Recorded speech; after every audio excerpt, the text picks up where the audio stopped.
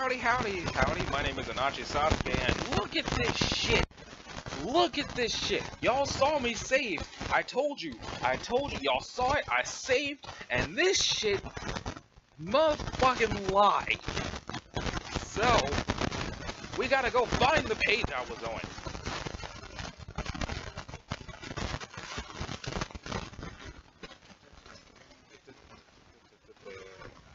Scroll back through the years, gotta find where we were in the beginning of Act 6.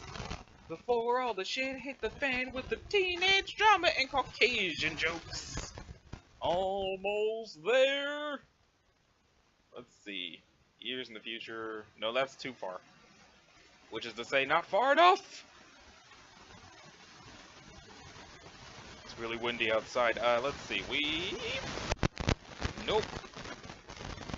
Nope. Nope.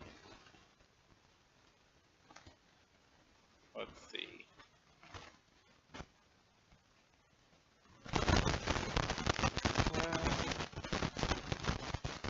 Okay. Let's see. Around and the lawn. We definitely did that. Next page. Okay, it is time to prepare to retrieve the mail. You scamper over to the door, but pause a second to think. Is your dad still washing the car? Hopefully he's still preoccupied, so you can sneak out. But it doesn't hurt to be prepared for an encounter. Luckily, that is exactly what you are. Don your clever disguise. Why is that his loving daughter, or could it be none other than the Inspector Jacques Clouseau? Mr. Clouseau, how are you doing? What are you doing in this household? Can I bake you a cake? Please make yourself comfortable while I go about my business not being suspicious. But wait, perhaps that is not so much the distinguished Inspector Clouseau as it is the world-renowned investigator Hercule Poirot. Poirot? I don't fucking know! Because the little curly mustache is a lot cuter. The great Poirot rot and this house? Such an honor. I will set the kettle to boil straight away. Who would have guessed this home would be so heavily trafficked by famous French detectives at this time of day? Oh my, the good Poirot. Right, if he's French, it's Poirot, probably. Appears to be clucking little pleasantries in his adorable French accent through the high-pitched voice of an enthusiastic teen girl. I surely don't have the heart to ground this upstanding, dapper gentleman, no matter how many dastardly attempts are made on her life. Yeah, this is a really shitty disguise. You make a cautious motion towards a beckoning exit knob when suddenly the same wild character select screen reapproaches non-threateningly. You will note that you still cannot pick one of the shadowy characters. But maybe you haven't been the other guy yet. That means it's time to click him. Or maybe you already have been him, in which case you are done with this thing. The narrative really has no way of knowing. Your ass remains firmly planted in the driver's seat, as always. Now it's time to be this motherfucker. And just like that, back to Jake. What was it you were up to? Oh, right. You were going to pick up these dang guns off the floor when you were interrupted by some fleeting imperceptible thought. You kind of space out sometimes. Now about those arms. 2 times pistolkin. Right, you pick up your twin M9 Berettas, weapons of choice in an absurd arsenal inherited from an eccentric old woman. Guns are so cool. Your grandma was rad. Examine your holster belt. It's your authentic Tomb Raider sexy thigh strap double holster, complete with cool skull buckle and everything. You like to think you pull it off about as well as Croft herself. Wear it. You like to think that, but in truth you look ridiculous. You think you probably need shorter shorts to make it work? Probably skin-tight shorts too. As it is, the cuffs of your baggy shorts kinda get bunched up underneath the thigh straps, which is uncomfortable and makes you look like a tool. Okay, forget it. Better off just keeping it in your strife deck. You can always draw the guns faster from there anyway. Examine the bed. You think your bed is some sort of electronic gadget? You're pretty sure these bedpost glows are supposed to glow like light bulbs under certain circumstances. But you've never been able to figure out what purpose it serves. Just more mysterious junk inherited from your eclectic grandma. She also gave you these bed sheets when you were very young. Which you adore, but only for sentimental reasons. You aren't too keen on monsters. Examine the posters. Which posters? Your whole room is nothing but posters. Sometimes you find it hard to focus on any one of them. You just relax your eyes and get lost in all the incredible heroes and adventures which exploded from the silver screen and into your bedroom as well as your heart. Movies are so great. You've never seen a movie you didn't like, you're pretty sure. People give you a hard time for that, though. Gosh, you love movies almost as much as you love skulls. And movies that have skulls in them. Oh my god, phone what? T-Mobile, I already paid you, shut up! God. So wonderful. Scope out those blue chicks. Let's see. This is your collection of beauties. Beautiful. But you don't call them that to anyone but yourself in private because somehow even you are aware of how dorky that sounds. You are oft-times the recipient of a good ribbing from Jane on account of your peculiar fascination with blue movie ladies. You don't have to justify yourself to her, though. What is even her deal? Any fellow would be off his rocker not to fawn over all these bodacious blue knockouts. You want to make out with all of them. Jake, make out with all of them. Dear sweet Neytiri from James Cameron's Avatar. That was such a long movie. It was a good movie. It was kind of stupid, but it was alright. Oh, if only you were the one who could have overcome his paralysis on an alien adventure planet to become her boyfriend instead of that other guy. Then she could have shown you how to be bold and courageous and stand up to fight for your people, and maybe later engage in a bizarre extraterrestrial reproductive process involving ponytails and a magical tree, I guess? You'll show that curmudgeonly Strider, who's just a gigantic shitty space furry. You will show him what marvelous creatures they are. You will show him what a daring dream it is to combine the finest qualities of humanity with... But seriously, you gotta stop kissing this stupid poster. So stop kissing that stupid poster. Yes, that was a waste of time. Definitely. It's definitely not something you spend much time doing whenever you are alone, which is always. Anyway, here's some other great movies. Weekend at Bernie's, classic. That actually is a pretty good movie. You really think John would like this movie if the things you've heard about him are true? Guys in cahoots make the silly corpse of Bernie Lomax do zany puppet antics so their schemes can succeed. Guffaws aplenty, as you have tried to tell Jade before practically verbatim. She doesn't much care for great movies like that, but that's alright. You love her anyway, and you think she's a blast. She says you sound just like John when you say stuff like that, though, and that the two of you would get along famously. You can't wait to meet him. And there are also some Cage flicks there, but who doesn't love a good Cage flick? Nobody is who. Dang, you would kill to get your hands on some authentic Cage movie memorabilia. But that'll probably have to remain a crazy dream. Salmon package. Speaking of John, this is his birthday present. It is the project that... He does have Cage memorabilia. Ooh, hey, Army of Darkness. That's a great movie. Ghost Rider was alright. Terminator Salvation, not so much. Hey, it's somebody from Star Wars, the something, something, something. And that's the... Was it the Fifth Element? I think that's what it was called. And this seems to be... Mall... That's probably Mall Cop. Yeah. It is a project that has been taking up all your time lately. And today is the deadline to finish it! You have to send it to Jade so that she has time to ship it to him across the Pacific Ocean. The transmaterializer you have been using to ship it back and forth is wired to sync up your flow of time with hers, so it's not like you could just take forever with it and send to the exact time she needs it. You've thought of that! And considering this bunny is probably going back to the early 20th century, when she and John were around your age, you figure the mail was extra slow back then, so it's not a moment to spare. Whew, the time stuff is pretty complicated, but you're fairly sure you've got this figured out. Examine the bunny. Sure is going to be a sweet gift. Reminds you a lot of the old ratty bunny you inherited from your grandma, who of course is exactly who you're collaborating with to make this thing. Time loops make you feel a bit fuzzy in the head, but you've always suspected it could very well be the same bunny. At some point in the early 20th century, Jade gave this Robo-Rabbit to John, and then later it must have wound up back with Jade somehow? And then she, removed all the robot parts, hung onto it until she was an old woman and gave it to you? You guess crazier things have happened, like the way this whole project started in the first place. Jade tells you that this little rabbit here, or Terry Kaiser as you like to call him, will save John's life. He will be sitting there on some sort of chessboard battlefield in yellow pajamas, reading a letter, and when pow! Kaiser to the rescue. So you're taking this responsibility very seriously. You have been for years already. In fact, this project gave you a neat idea for what to do for Jane's 13th birthday a couple of years ago. You and your other pals all coordinated gifts, each sending a customized rabbit. Lalon happened to have another bunny heirloom like yours, and Strider, well, Strider was resourceful as usual. If John enjoys his gift anywhere near as much as Jane did, then it will be time well spent. There's just one problem. Mr. Kaiser here cannot be completed and tested without a source of power. You will need a little chunk of uranium to power the robot, and you're fresh out of this stuff. You have been plundering all of your devices for uranium to refuel the transmaterializer, which requires huge amounts of power anytime it scientificates or purifies the package from the past. Seems to you like excessive energy consumption for just a simple time machine, but what do you know? Unless it's doing something besides shipping it across time. You couldn't imagine what, though. You really should have remembered to ask Jade for some uranium in your last letter to her. Now you're in a fix. You even yanked the uranium out of your cuckooizer and refrigerator. You haven't had a decent meal in weeks. There's a lot of canned food from the ruins. This project has been difficult, even though it is without additional bumps in the road like this. And hold on. This project has been difficult enough as it is without additional bumps in the road like this. You aren't really the best guy building machines. Jade has been a big help, but she says she couldn't do this alone.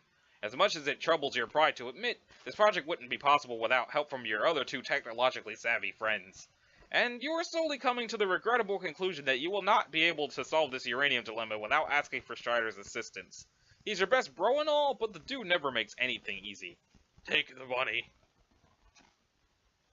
Fetch Modus Puzzle. You stashed Terry in your puzzle modus. It's quite a handsome modus, allowing you to capture log objects of any size, as long as you can fit them all in a finite space by maneuvering the puzzle cards around like a big game of Tetris. You like it because it keeps you sharp for solving any puzzles you might find when you go out raiding hallowed tombs, which is never.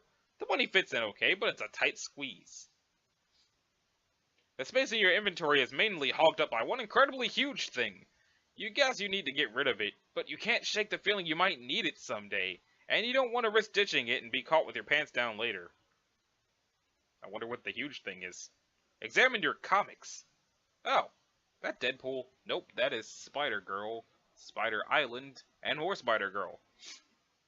On your work table, there are a few comic books starring your favorite heroine of all, Spider-Girl.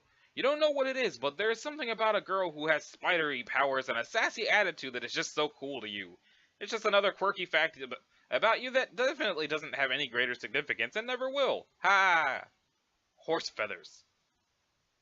Forcing the comics into your puzzle Silodex knocked out a bunch of other crap. You have seriously got to reorganize this thing.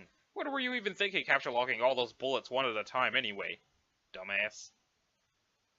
Well, as long as one of your preposterously numerous computers has spilled out of your Silodex, you might as well stop procrastinating and contact Strider to... Hang on. Maybe later. Uranian Umbra began cheering Golgotha's terror at 5:45. Hello there, darling. Ahoy, madam. I don't relish troubling you with more arm twisting. I'm sure for all I've done so far, you've had a jolly good workout already. But you will need to be ready to deliver the package today, yes?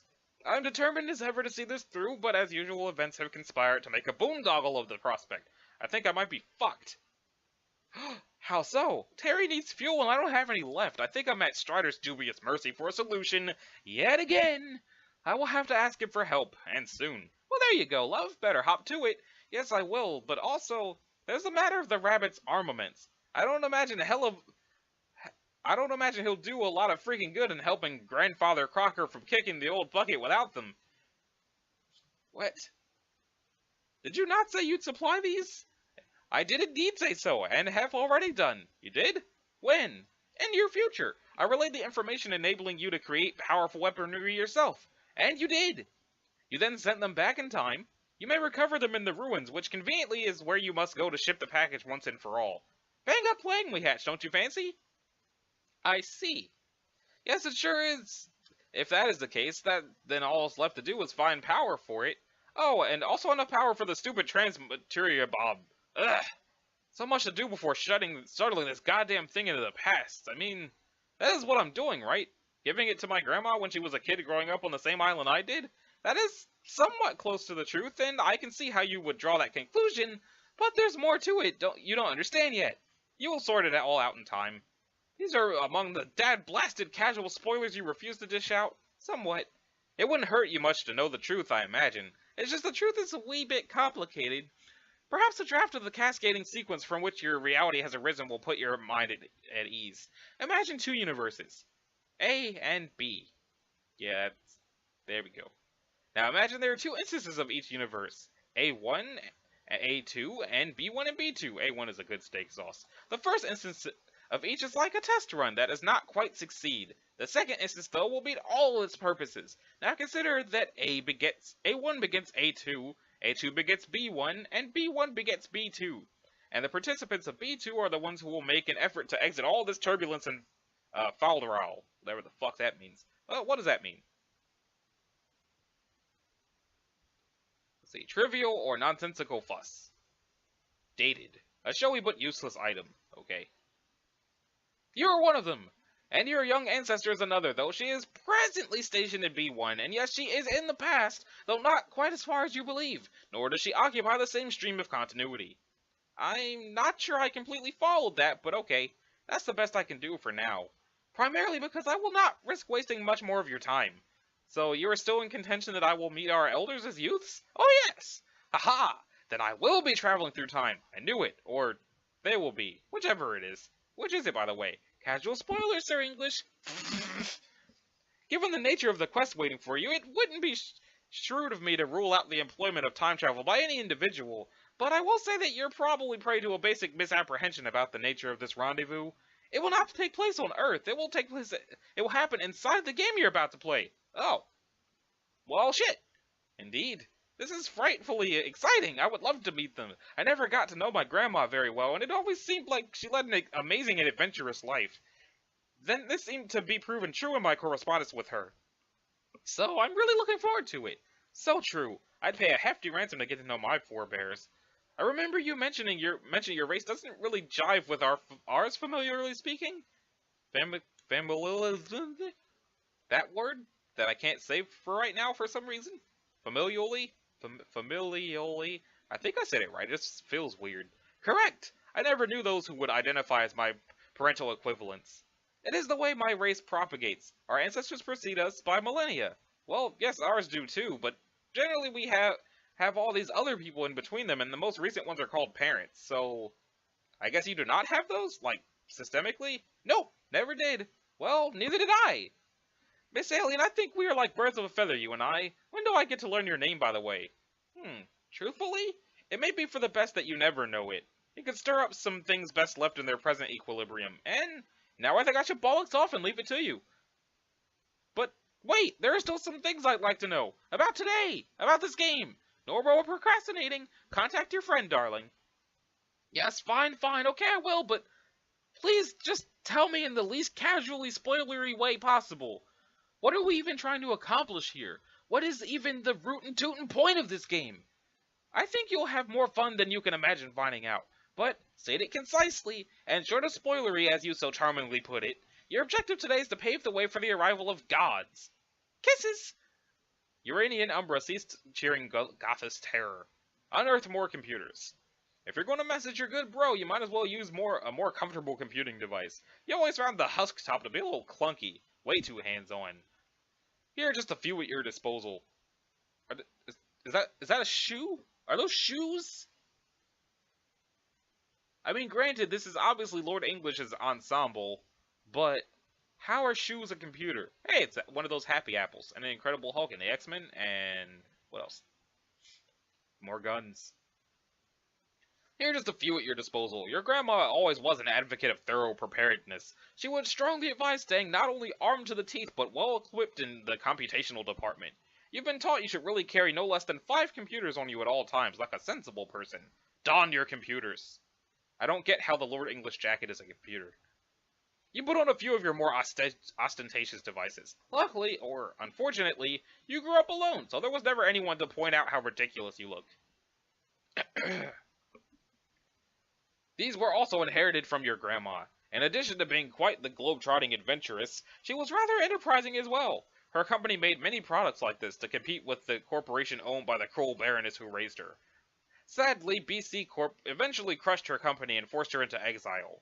You've always hoped that when Jane takes over that foul conglomerate, she will right all of its unspeakable wrongs. You know she will. You believe in her after all. Now message that good bro of yours. Golgotha's terror began pestering Timaeus testified at 5:57. Bro? Are you there? I hate to be a pest about this, and I know I've made a hearty trouble of myself a good deal lately. State your business, Jake.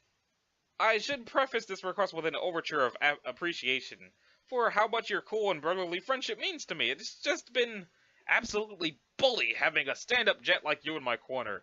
Just, just a grade A dude who's a cut above the others in class and camaraderie. Whew, gropes her fresh kerchief. I hope this shit isn't coming across as platitudinous. I really mean it. Take it easy, Bromide. Just... Bromide? Is that a thing? As a phrase or platitude whose excessive use suggests insincerity or a lack of originality in the speaker. The term bromide derives from the antiquated use of bromide salts in medicine as mild tranquilizers or sedatives. Did I say tranquilizers right? Another word that's really weird. Okay, so apparently he just called him salt. Just about the only way I could salvage endearment from this perilous slope of horseshit would be to discover, really fucking soon, mind you, it was a preamble to some floundering invitation for me to rush to your vicinity as nakedly as possible. But, since we've already shot that wad's eventuality on so many dry runs of flustered ambivalence that, whereas hilarious as they were one-sided, that leaves only one hope for this message to avoid spiraling towards qualification as a critical fucking defect in the whole of the Mach 10 rocket that is my precious spare time. And that hope lies in the extent to which you were practicing artful insincerity. Now is your opportunity to pretend that what you were gunning for. I suggest you seize it. Oh, yes, but of course, the ironies. Good grief, how I was bandying them just now. You know me, dude. Blow smoke off red-hot irony pistol. Non-suggestively. Yeah. Okay, nice. That your obsequious preface has been established as indisputably entertaining for all the right reasons, and intentionally so. Let's bear down on these dire-as shit needs you've got. I'm guessing you're probably jonesing for some uranium about now, no? Pshaw! As if I would be so reckless with this stuff. I would have to be mighty irresponsible to run out already. No, I'm all set in the uranium department, and really, when you take a look at the big picture, you'll find I am sitting pretty when it comes to just about any radioactive isotope you could mention. However, my backup reserves that I keep strictly for emergencies are all running a little lean. You know what my grandma taught me about preparedness? Tugs at colorful lapels. You were out of uranium. It's basically mathematically impossible that's not why you're contacting me. Christ, what an insufferable awesome friend you are. Okay, can you please just scientificate me some more already? I'm kind of in a hurry. You do know my offer still stands. What? You know, I've offered to construct the rabbit for you many times before. I would craft a much deadlier model. Oh, I know you would. It's just... Damn it, man, I've told you this is just something I have to do myself. It's a promise I made to Jade, and I'm going to live up to it, even if I'm not the best or even second best robosmith I know. Yeah, I know this is your policy. You've done a good job, and you should be proud, but it's my responsibility as your friend to offer one last time.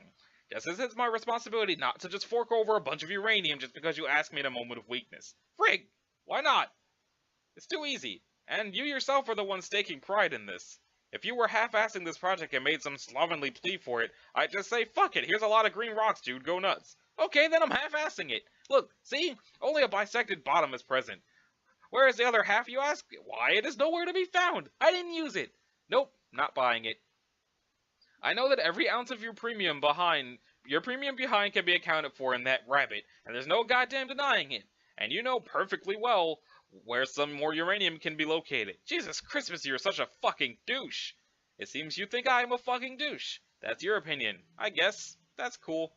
I knew you were going to suggest this. I don't know why I bothered asking. Strider, why must you always be such an obstinate stick in the mud? It seems that you consider me to be, no less than 100% of the time, an obstinate stick in the mud. I unironically respect your position on this matter. Hey, let's continue to exchange ideas. Wait. It seems. What? Oh, for fuck's sake. Is something the matter, Jake? This is your autoresponder. Look at the statement you just made. It's time for me to respond with some words, ideally chosen and arranged in a way that will wreck your shit, in a subtle and psychologically devastating way. Har har har! Just so ironic! Quotes, quotes, quotes. I'm laughing my caboose straight off the tracks! A lot of families just died in the tragic derailment. Okay, the caboose remark was actually pretty funny, Jake. If I truly were what you say I am, I wouldn't be able to feel the human emotions of joy and laughter. No? Laughter isn't an emotion, Dick Prince. I think you should back your claims up with proof before you go heaving around such accusations. Man, it's so flipping obvious. You start getting kind of extra technical and vague and automaton-like, and kind of aloof and brusque. I mean, even aloofier and brusquier than usual. Also, you use the phrase, "it seems" a lot. It's so silly, it really blows the AI immersion, man. Bullshit. I'm being like the perfect dude right now. A fully fucking legitimate human being. Okay, then check this out, Mr. Legit Human Dude. Excuse me, sir, not to be a bother, but could you please tell me all about this Strider fellow's autoresponder? It seems you have asked about DS's chat client autoresponder. This is an application designed to simulate DS's otherwise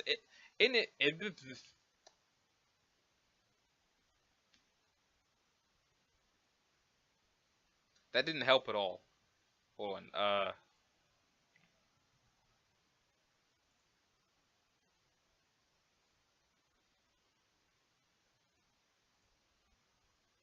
is it doing it?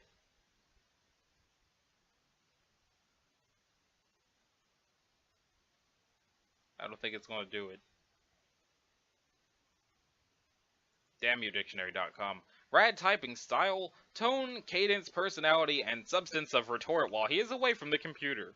The algorithms are guaranteed to be 96% indistinguishable from DS's native neurological responses based on some statistical analysis I basically just pulled out of my ass right now. You see? What if I was just fucking with you there? Would it really be so unthinkable for a human to type that? Because you always say shit like that after I catch wise to your games. You as in the autoresponder. I'm impressed. Logical fallacies are as pervasive throughout your argument as your antiquated verbal tics. Oh yeah? Hey, tell me about the autoresponder. Make it snappy, shitnickers.